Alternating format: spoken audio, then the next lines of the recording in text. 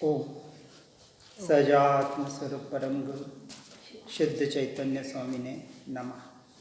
सद्वादिने षट द्रव्य गुण पर्याय और प्रमाण का जड़ कर्म चेतन बंध का अरु कर्म के अवसान का कह कर स्वरूप यथार्थ जग का जो किया उपकार है उसके लिए जिन वाणी माँ को वंदना शतवार है, वंदना शतवार है, वंदना शतवार है।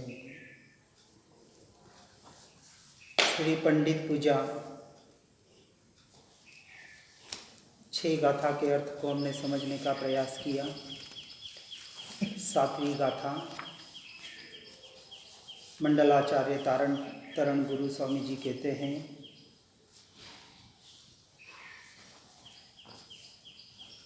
वीर्यम् अंकुरनं शुद्धं त्रिलोकं लोकितं ध्रुवं रत्नत्रयं मयं शुद्धं पंडितो गुणपूज्यते। पुरुषार्थ अंकुरित हुआ, प्रकट हुआ, शुद्ध 3 लोक को देखने वाला ध्रुव सभा, केवल ज्ञानमयी, रत्नत्रय सम्यक दर्शन ज्ञान चारित्रमयी, शुद्ध है। पंडित ज्ञानीजन ऐसे गुणों को पूजते हैं। पंडित पूजा किसे कहा? किसी पंडित की पूजे की बात नहीं हो रही है। बहुत शास्त्र कंठस्थ कर लिए, पढ़ लिए, विद्वान हो गया, बहुत अच्छी तरह से व्याख्यान कर रहा है, इसका नाम पंडित नहीं है। जिसने अपने पंडित स्वरूप आत्मा का प्रत्यक्ष अनुभव कर लिया उसका नाम पंडित है। और ऐसे स्व आत्मदेव की पूजा का नाम पंडित पूजा है। क्योंकि आज दिन तक बाहर और बाहर सी दृष्टि डालने का प्रयास किया। मुझे एक गाथा याद नहीं होती और इसको शास्त्र के शास्त्र याद है यानी पंडित हो गया, नहीं। यहां स्पष्ट कह रहे हैं गुरुदेव,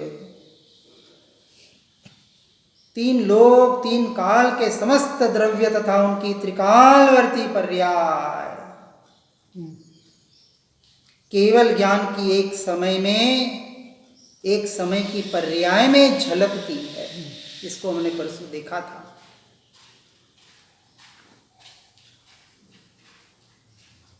तीन लोक 3 काल के समस्त द्रव्य तथा उनकी त्रिकालवर्ती पर्याय, इसको एक समय में जानना, इसका नाम केवल ज्ञान नहीं है। फट से ऐसे हो जाता, अरे फिर केवल ज्ञान किसको कहा? क्योंकि आज दिन तक परिभाषाएं बाहर और बाहर की ही सुनी, भीतर देखने का कभी प्रयास ही नहीं किया। तारण स्वामी बार बार पुकार कर हर वाक्य में, हर गाथा में कहाँ अंगुली निर्देश कर रहे हैं? अपनी आत्मा की ओर, यहाँ मेरी तरफ। जो जीव 6ठे गुणस्थानक में ऐसे भावलिंगी मुनि अनंत काल के लिए जब अपनी आत्मा में, अपने ज्ञान स्वभाव में स्थिर होते हैं, समझना बात को। परसों भी यही बात चली थी अपनी, और इसलिए एक लाइन में 1 घंटा निकल गया था।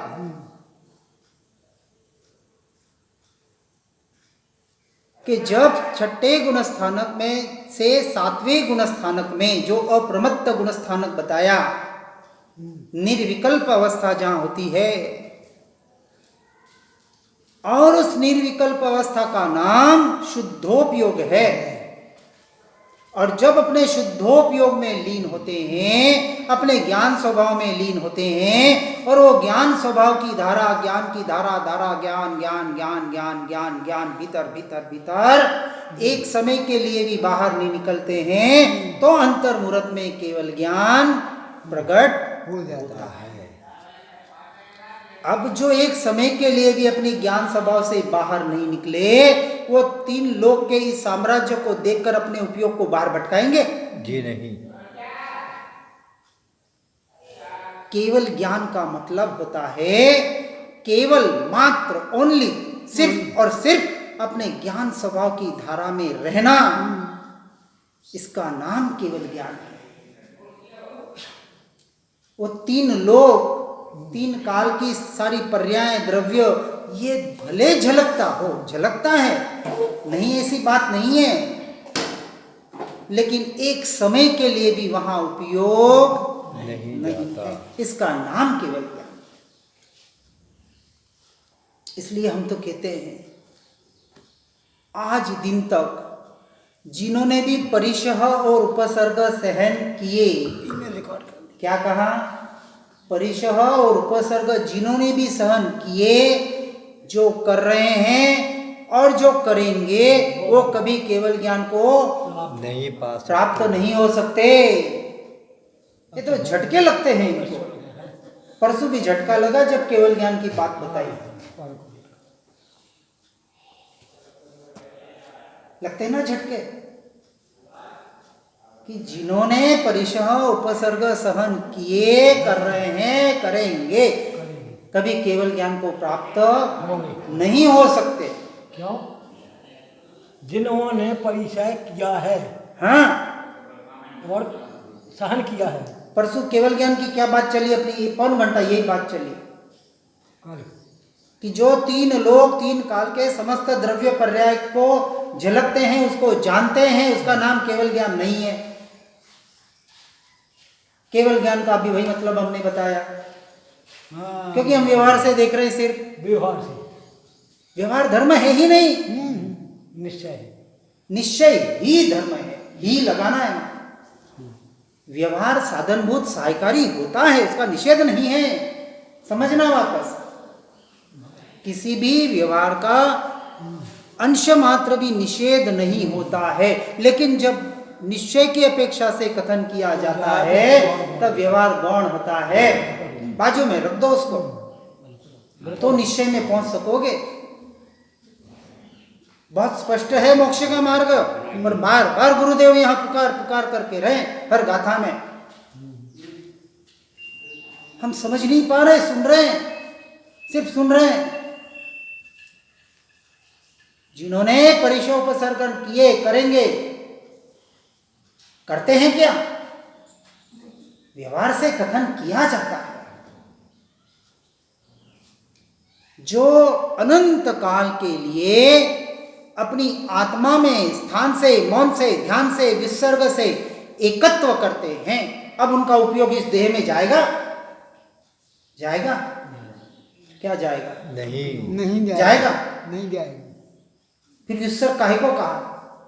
ध्यान किसको कहा? 12 तप बताए।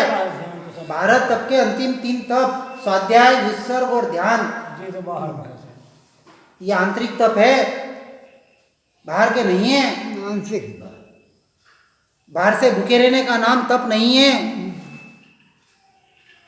उपवास करते हो कि नहीं? उपवास किए? कितने उपवास किए? किसको कहा उपवास? 12 तप का पहला तप कौन सा? पहला तप कौन सा 12 तप में?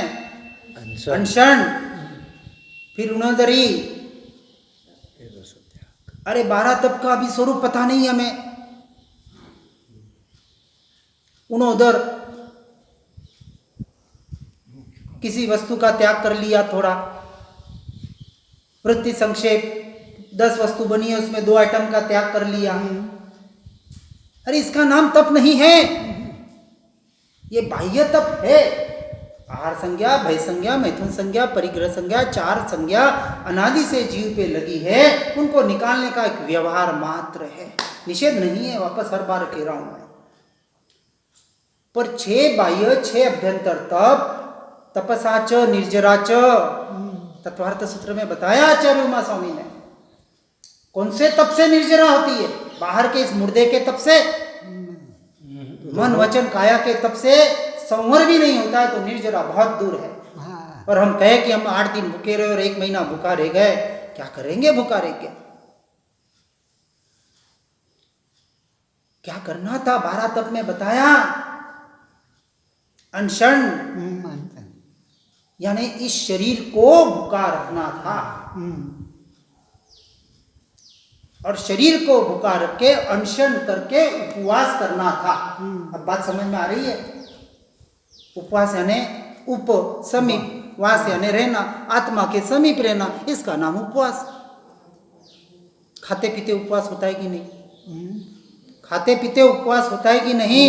होता है। क्या नहीं होता है? होता है। होता है।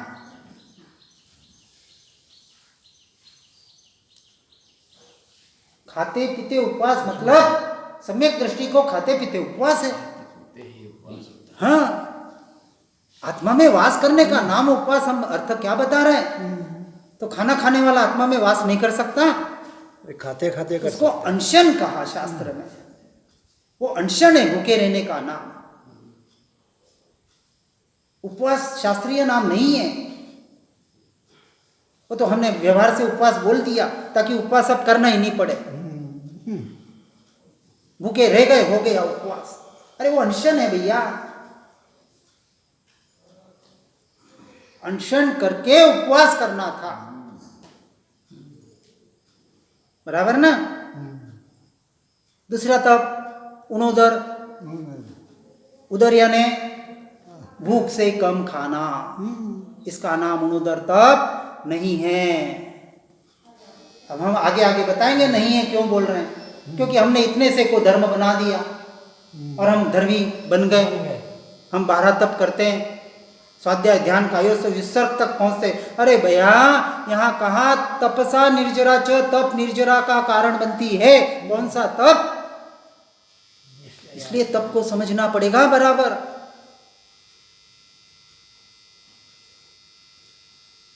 उदर यानी पेट। कितने पेट है? कितने पेट है? हाँ, एक ही है। 5 दिन तक इतने ही माने पेट। हम कहते 6 पेट है। कितने? 6 पेट। हाँ, पेट किसको कहते हैं? जिसमें भूख लगती है, बराबर ना? जिसमें भूख लगती है वो पेट है। कान की भूख है कि नहीं है? अच्छा सुनने को चाहिए, और कोई गालियां गलौज कर दे तो नहीं पसंद। 5-6 भूख होगी। आंखों की अपनी भूख है। है? अच्छा अच्छा देखने को चाहिए, उसकी भूख है। 5 इंद्रियों के 23 विषय जो विषय है, ये उनकी भूख है। शरीर की इसकी भूख है, शरीर को भोग चाहिए। गर्मी लग रही है, पंखा चाहिए, सर्दी लग रही है, हीटर चाहिए, स्वेटर चाहिए, ये उसकी भूख है। और मन की सबसे बड़ी भूख, उसको तो क्या नहीं चाहिए? संसार में भटकाने वाला भी तो मन, और मोक्ष में ले जाने का सहायकारी भी मन। उसकी अपनी भूख है। इसलिए हम कहते 6 पेट है। 6 के पेट का उदर करो, उनोदर करो। नहीं तो यहां तो भूखे रह गए और दिन भर टीवी देख रहे हैं, मोबाइल देख रहे हैं, दुकान पे जा रहे हैं, टाइम पास क्या करें? भूख लगेगी, चलो दुकान पे जाएंगे, ग्राहक होगा, कुछ होगा तो टाइम पास हो जाएगा। भूख का एहसास नहीं होगा। अरे भैया, ऐसा नहीं कहा था। औषधोपवास क्यों बताया? औषधोपवास बताया ना, क्यों बताया? ऐसा थोड़ी कहा कि व्रती को ही करना है, अव्रती को नहीं करना है शास्त्र में कहीं लिखा? हमें तो अभी व्रत है नहीं, काहे की सामयिक करे और काहे का औषधोपवास करे? 3री 4थी प्रतिमा है, होगी तब देखेंगे। अरे भैया, सामयिक किसको कहा? खाली काल वेला में 48-50 मिनट 1 घंटा बैठ गए, इसका नाम सामयिक नहीं है। समयिक, समय में आना, किसको कहा समय? आत्मा में आना, इसका नाम समय। चलते फिरते खाते पीते उठते बैठते हम सामयिक बताते हैं। हम खाते खाते सामयिक करते हैं, बिल्कुल करते हैं, 100% गारंटी से कहते हैं, क्योंकि उस वक्त हम खाने में होते ही नहीं है, हमारा उपयोग वहां होता ही नहीं है।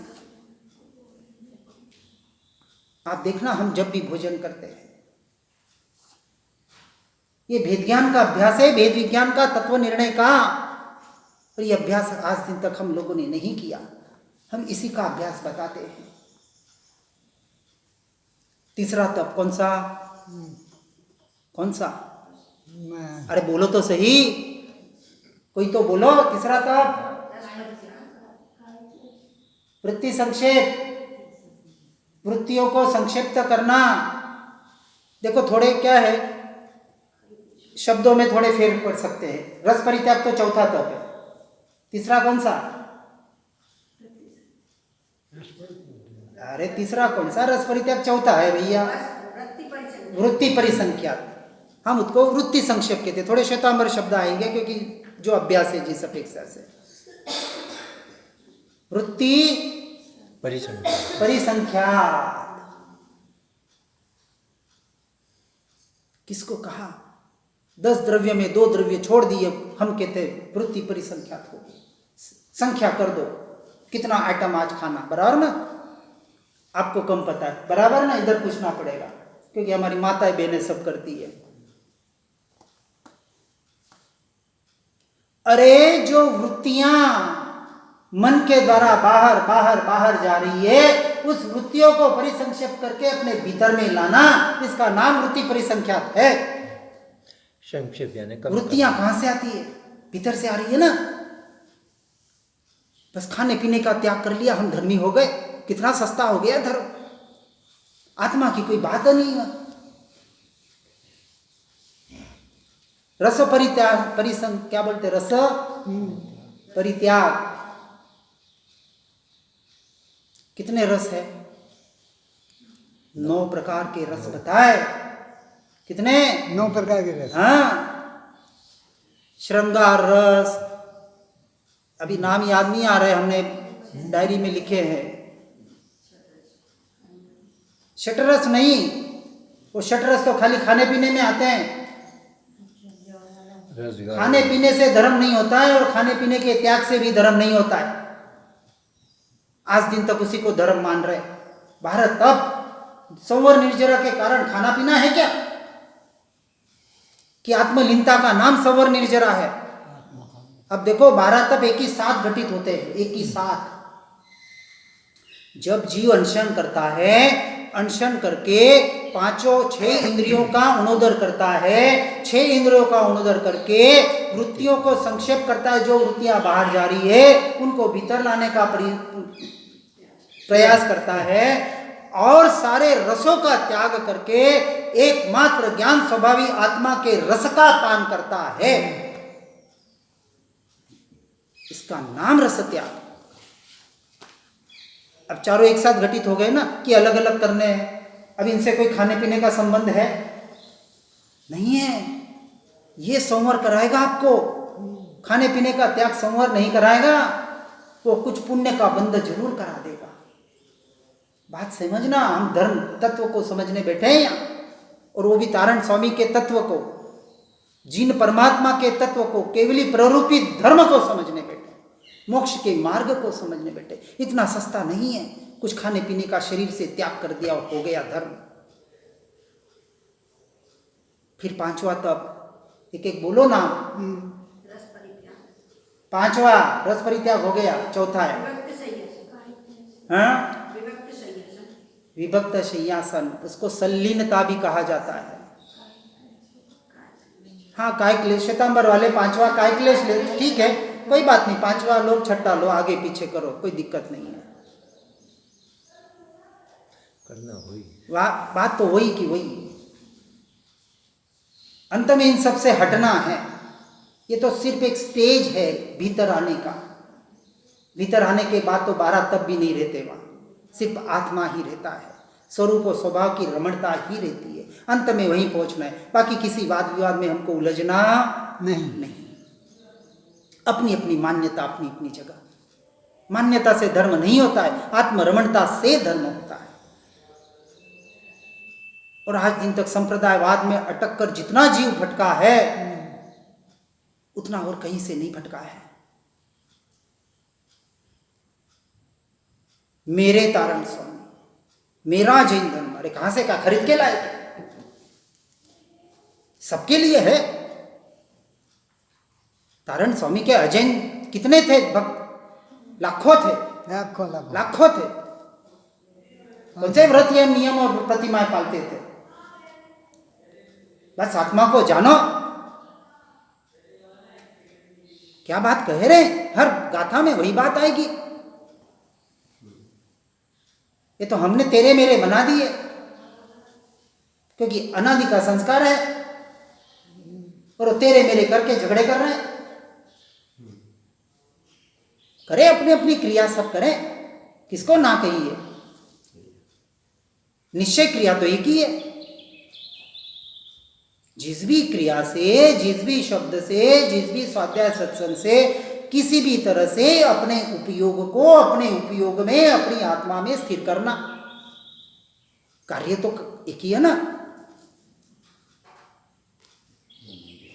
फिर उसके कारण हजार होंगे। आप जिस प्रकार से, आपको जहां से अच्छा लगे।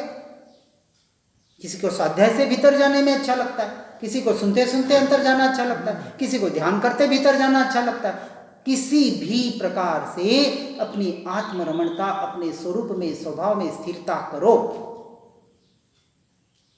लक्ष्य तो एक ही है ना। अब दिल्ली जाना है, दिल्ली जाना के 10 साधन है।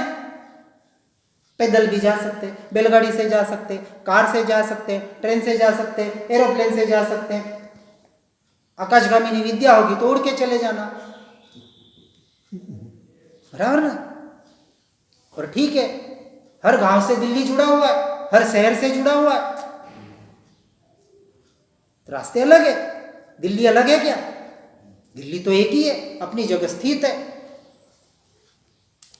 आत्मा में कोई भेद नहीं है। भेद तो हम लोगों ने किए, मत संप्रदाय के नाम पर, गुरुओं के नाम पर, धर्म के नाम पर हमने किए हुए हैं, किसी ने नहीं किए। और सबसे बड़ा योगदान हमारे गुरुओं का है। भले बुरा लगे, मेरे को जेल भेज देना, सत्य बात कहने का प्रयास कर रहे हैं, समझना। क्योंकि यहां सत्य बात का प्ररूपण किया जा रहा है। निश्चय मोक्ष मार्ग, पूरे मोक्ष मार्ग की यथा स्थिति एज इट इज, जैसा है वैसा बताया जा रहा है। तारण स्वामी और क्या कह रहे हैं? तारण स्वामी कह रहे हैं निश्चय नहीं जानती, बस एक ही बात है। एक बात। अरे उन्होंने परमात्मा को भी नकार दिया, और क्या चाहिए? गुरु कहाँ है?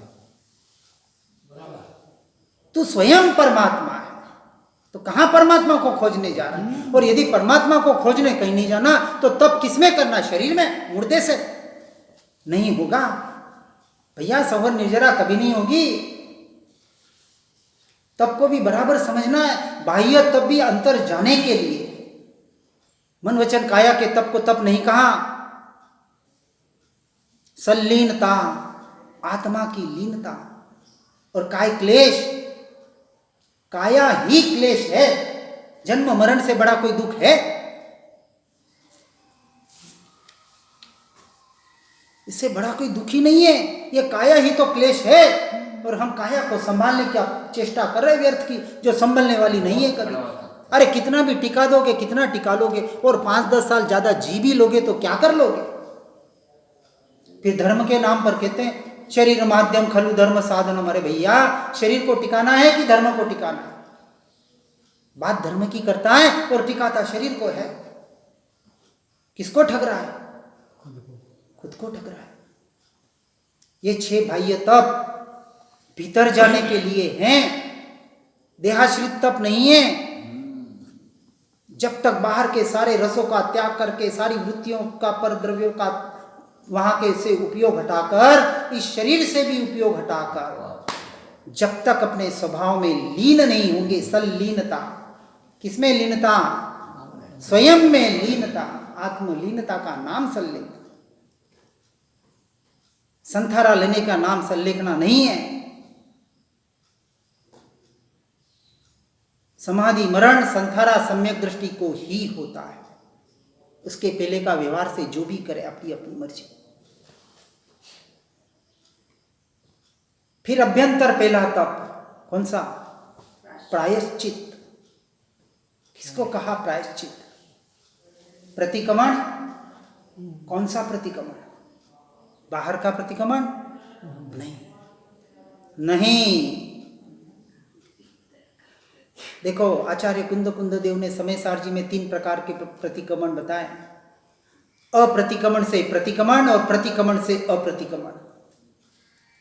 आत्मा ही त्याग है, आत्मा ही प्रत्याख्यान है, आत्मा ही प्रतिक्रमण है, सब कुछ आत्मा ही है और बाहर कछु है ही नहीं। बाहर जो है वो व्यवहार है, निषेध नहीं। बार बार हम कहेंगे कि पर द्रव्यों से, पर भावों से छूटने के लिए बाहर का उपाय बताया जाता है, करना है। हम जो प्रतिक्रमण करते हैं वो सिर्फ क्या करते हैं? पश्चाताप करते हैं। क्या करते हैं? पश्चाताप और प्रायश्चित में क्या भेद हुआ?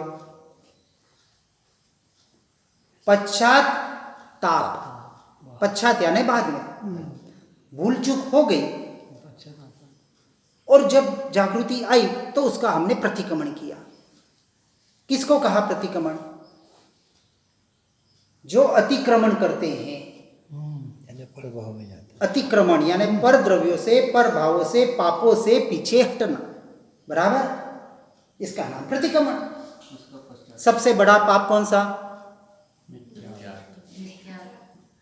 पापों का बाप ये मिथ्यात्व, ये अज्ञान दशा, ये दर्शन मोह, इससे पीछे हटो तो हो गया प्रतिक्रमण। यानी अपने आत्मा में आना, इसी का नाम प्रतिक्रमण।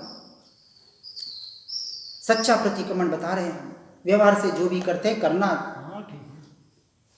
हम तो कहते हैं जो करते हैं और नहीं करते उनके लिए रात को सोते हो 5 मिनट का प्रतिक्रमण कर लेना।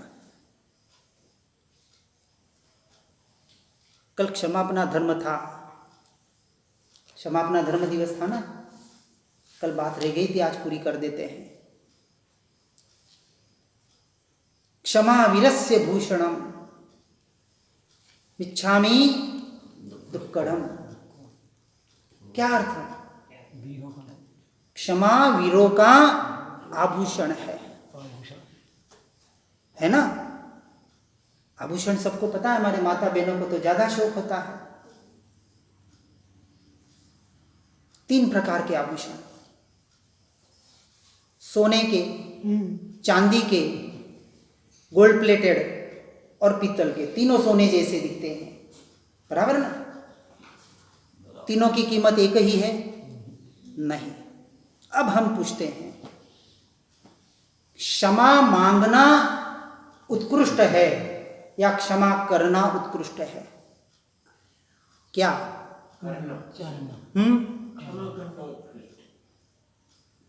कोई बताएंगे?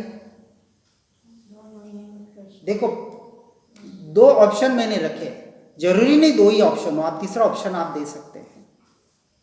हिंट दे रहा हूं आपको। रोज सुन रहे हैं, कल भी सुना आपने, पर नहीं कोई बता पा रहा। कोई बताएंगे? हमारी माताएं बहनें कोई बताएंगे?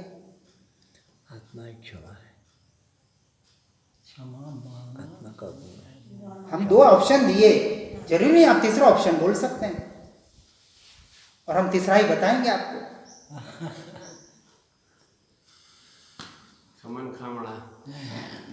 नहीं, क्षमा वीरस्य भूषणम, इसलिए 3 प्रकार के आभूषण बताए। क्षमा मांगना पीतल का आभूषण, सबसे इजी काम है। जाके क्षमा मांग ली और आ गए, भले मन से अंदर से वैर निकला नहीं निकला, आगे की भाई मिच्छा में दुक्कड़म, भाई कुछ भूल चूक साल भर में हुई हो तो भाई माफ कर देना, हो गया काम।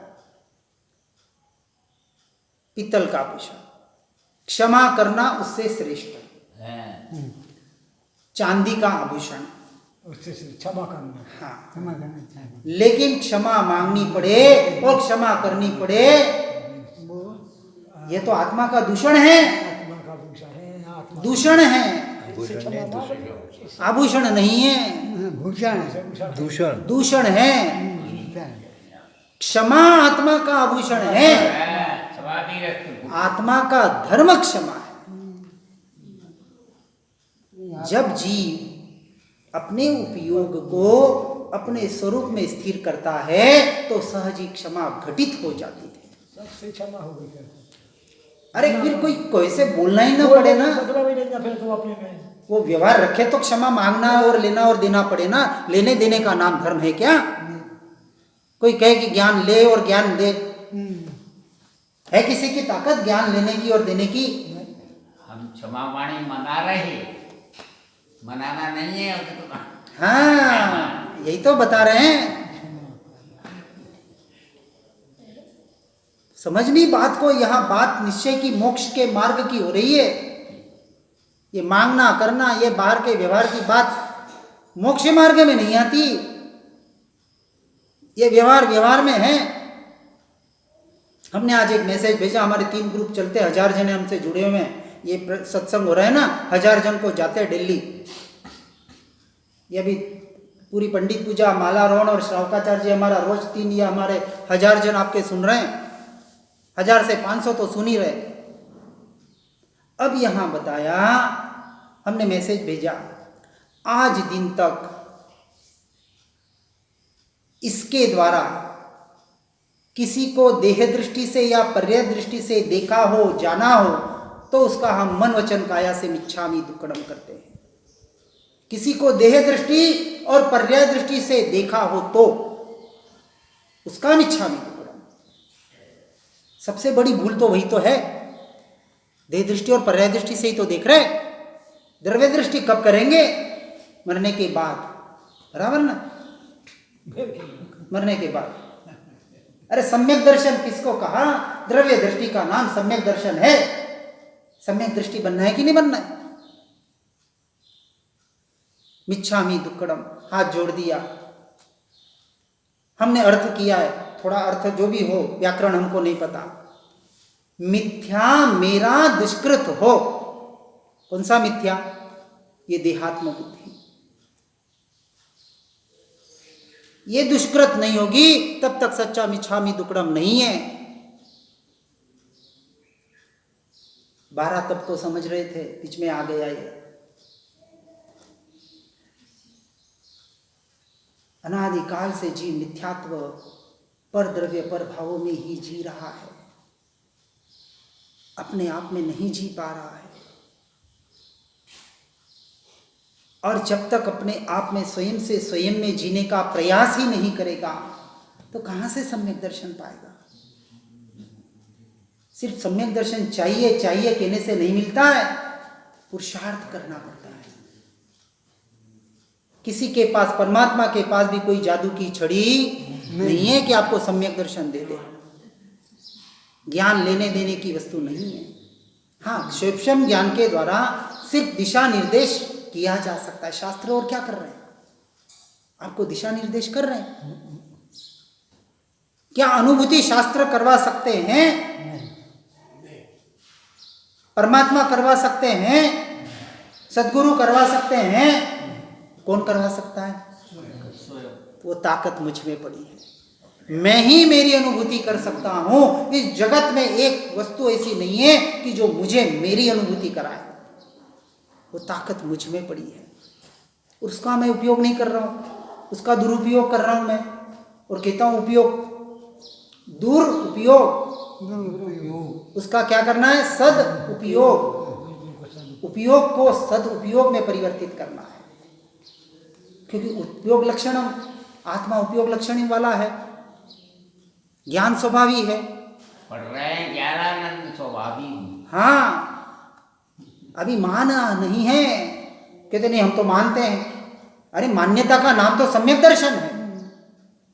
आत्मानुभूति हो रही है, शुद्धोपयोग हो रहा है। निर्णय किसको कहा? आत्मा का निर्णय जो दृष्टि निरंतर ज्ञान स्वभाव पे जाए तो समझना आत्मा का निर्णय हुआ। अभी निर्णय नहीं हुआ है। यदि दृष्टि निरंतर ज्ञान स्वभाव पर जा रही है तो समझना निर्णय हो गया, किसी को पूछने की जरूरत नहीं। खाते पीते उठते बैठते चलते फिरते जो जानने में आ रहा है वो जानने वाला ही जानने में आ रहा है। एक ही काम है अंदर। हाँ, इसका ही अभ्यास, इसका निरंतर रटन करना पड़ेगा। इसका नाम धर्म है, इसका नाम पुरुषार्थ है, और कोई बड़ा पुरुषार्थ नहीं है। हमें इधर उधर की कोई बातें नहीं आती है। बहुत शास्त्र हम नहीं पढ़े हैं, कोई कंठस्थ नहीं है। हमें जो पढ़ा है अपने लिए पढ़ा है और अपने से पढ़ा है, और अब जो निकल रहा है, जो हमने अभ्यास किया है वो निकल रहा है।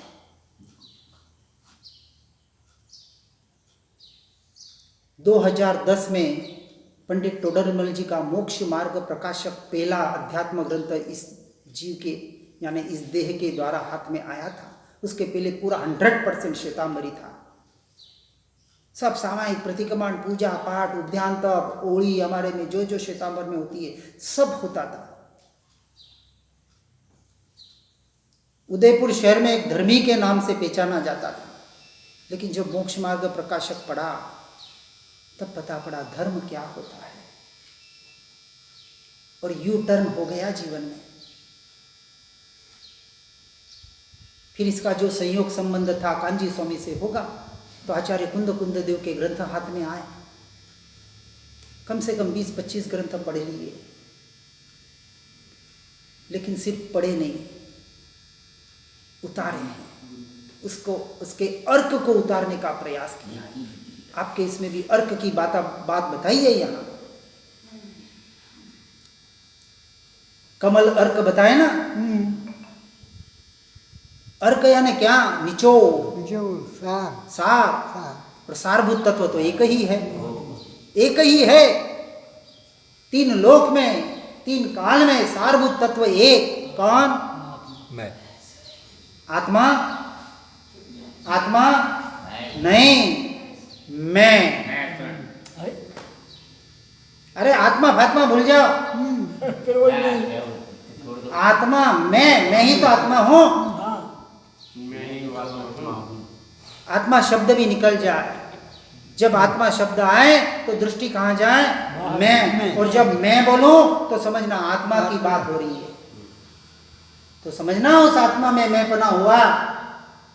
अभी तो मैं पना इस मुर्दे में पड़ा हुआ है, उसको निकालना पड़ेगा। और हम उसी का उपाय बताते हैं वेद ज्ञान और वेद विज्ञान के द्वारा। क्या बताया यहाँ? तीनों लोक, तीनों काल, समस्त द्रव्य, त्रिकाली पर्याय, केवल ज्ञान की एक समय में जो पर्याय झलकती है,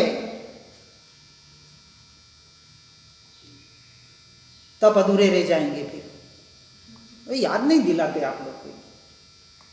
छठा तप प्रायश्चित्त। पश्चाताप यानी भूल हुई उसका मिच्छामी दुक्कडम किया, पश्चाताप किया, उसका नाम प्रायश्चित नहीं है। पश्चाताप है प्रतिक्रमण। सच्चा प्रतिक्रमण कौन सा? पर द्रव्य और पर भावों को अपना मानना, छोड़ना। पर द्रव्य मैं नहीं, मेरे नहीं, और पर द्रव्य के निमित्त से होने वाले ये मोह राग द्वेष के संयोगी भाव, यह भी मेरे नहीं, उनको अपना मानना, छोड़ना। प्राय स चित्त, निरंतर अपने चित्त को अपने भीतर, प्राय अपने भीतर, अपनी आत्मा में ये जो पर्याय निरंतर बाहर बाहर बचा रही है, इस बाहर जाती हुई पर्याय को निरंतर स्वद्रव्य की ओर लाना, पर्याय दृष्टि छोड़ के द्रव्य दृष्टि करना, इसका नाम प्रायश्चित्त। यह आंतरिक तप है, अभी परिपूर्ण नहीं हुआ है, अभी प्रोसेस चल रही है। अनशन करके उन्नोदर किया, वृत्ति संक्षेप किया, वृत्तियों का संक्षेप करके, सारे रसों का त्याग करके, संलीनता अपनी आत्मा को क्लेश मानकर अपने स्वरूप में लीन होकर प्राय अपने चित्त को निरंतर भीतर लाने का पुरुषार्थ सब साथ में घटित हो रहा है, उसी वक्त घटित हो रहा है। ये अंतर्मुहूर्त की क्रिया बता रहा हूं मैं आपको। कितने इस 12 तप से, इस अंतर्मुहूर्त में 12 तप होते हैं और केवल ज्ञान होता है। एक एक दिन एक एक तप करने का नाम तप नहीं है। घटित हो रहे हैं ना प्रायश्चित। फिर बताया विनय। किसको कहा विनय? देव शास्त्र गुरु को धोख दे दिया, विनय कर लिया। माता पिता को धोख दे दिया, विनय कर लिया। अरे ये तो व्यवहार विनय, यहाँ निश्चय की बात हो रही है। व्यवहार छोड़ मत देना, व्यवहार की जगह व्यवहार करना। अभी हम निश्चय की बात समझ रहे हैं। परम विनय, सद्देव, सदगुरु, सत्शास्त्र, सद्धर्म क्या कर रहे हैं, क्या कह रहे हैं, उनके कहने को मानना, इसका नाम परम विनय। और क्या कर रहे हैं?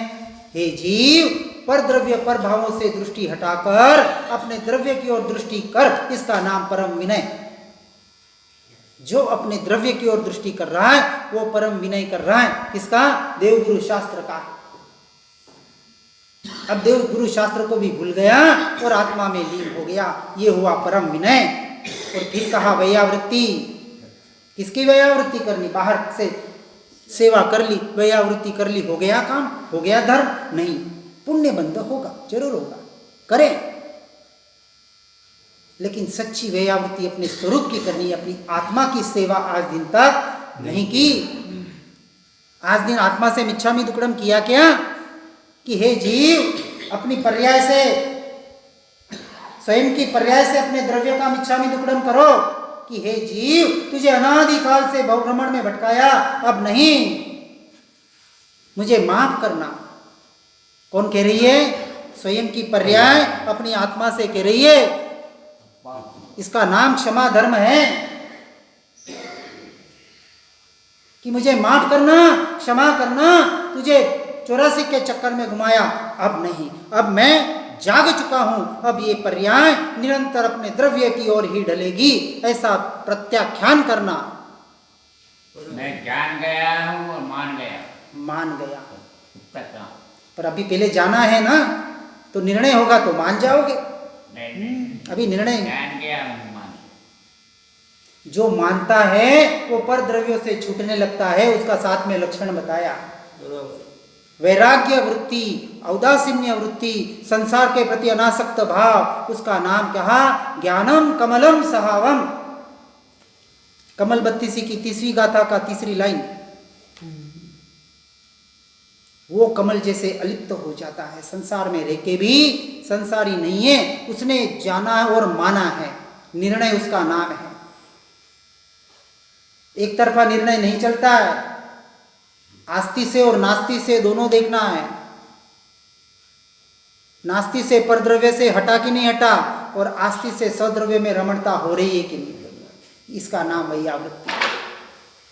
और वैयावृत्ति आत्मा की करते करते स्व का अध्याय, अब बाहर का स्वाध्याय की बात नहीं, जो शिवभूति मुनि ने किया, स्व का अध्याय, स्व का चिंतन, चिंतवन और चित्तवन में रमणता करते करते जब विसर्ग होता है, यानी काया से भी उपयोग हटता है और वो ध्यान रूप घटित होता है, अब आत्मा में ऐसा लीन हो गया कि शरीर पर उपयोग ही न जाए। अब परिचय हो, उपसर्ग हो, जो भी हो, बाहर और बाहर, इसका नाम है परिचय और उपसर्ग का सहन होना। किसके लक्ष्य पर? आत्मलीनता के लक्ष्य पर। हमारी शुरुआत कहाँ से हुई थी? परिचय और उपसर्ग सहन करते नहीं है, सहन होते। करने का नाम धर्म नहीं है, होने का नाम धर्म है। कुछ छोड़ने का नाम धर्म नहीं है, छूटने का नाम धर्म है। क्योंकि आत्मा तो त्यागोपादान शून्य तो शक्ति वाला है, न कुछ त्याग कर सकता है, न कुछ की शक्ति नहीं है, और उसे जरूरत भी नहीं है, क्योंकि परिपूर्ण तत्व है, ध्रुव तत्व है, अगुरु लघु स्वभाव वाला है। उसे कोई न कुछ त्यागने की जरूरत है, न किसी ग्रहण की जरूरत है, बस उस पर दृष्टि कर लो। इसका नाम है 12 तप। और इस 12 तप से जब ध्यान और विचार के द्वारा आत्मा में लीन होता है और एक समय के लिए भी बाहर नहीं निकलता है, तो केवल ज्ञान प्रकट होता है। ये 12 तप एक साथ घटित होते हैं। एक एक दिन करने के तप नहीं है, और ये तप संवर निर्जरा के कारण बनते हैं। आई बात समझ में? कुछ भूल चूक हो तो बता देना, मैं आपसे बहुत छोटा हूँ, इस मार्ग में नया हूँ, लेकिन पता नहीं पूर्व भाव का कोई बहुत साथ में लेके आया। भाता ले जाते ना साथ में, 2-3 दिन का सफर हो, खाना पीना क्या बोलते हो आप? भाता क्या बोलते हो? भोजन साथ में हम भाता बोलते हैं उसको। मूढ़ी क्या कुछ बोलते हैं? नाश्ता बोलते हैं। हाँ, नाश्ता कलेवा कलेवा कलेवा। अब यहाँ से साथ में ले जाना है। क्या ले जाना है? ऐसा संस्कार दृढ़ बने, वो संस्कार साथ में जाएगा। मैं आत्मा ही हूँ और मैं कछु नाही, ये संस्कार इतना दृढ़ बनाना है। पर कछु नाही का मतलब अपर द्रव्य में दृष्टि नहीं जानी चाहिए। जा रही है तो समझना भूल है, स्वयं को ठग रहे हैं। निर्णय का मतलब समझना है। इसलिए हर जीव ऐसे केवल ज्ञान के स्वरूप को, बाहर तप के स्वरूप को, ऐसे क्षमा वाणी को, क्षमा धर्म को, अपने आत्मा के धर्म को समझकर निरंतर इसी में आगे बढ़ने का प्रयास करे, पुरुषार्थ करे। जिनाज्ञा विरुद्ध कुछ भी कहने में आया हो तो मिच्छामि दुक्कडम। जिन वाणी के ज्ञान से हो सम्यक श्रद्धा, हो चारित्र महान, पाऊं पद निर्वाण। निज निधि निज में बताए, यह अनंत उपकार है। उसके लिए जिनवारी माँ को वंदना शत बार है, वंदना शत बार है, वंदना शत बार।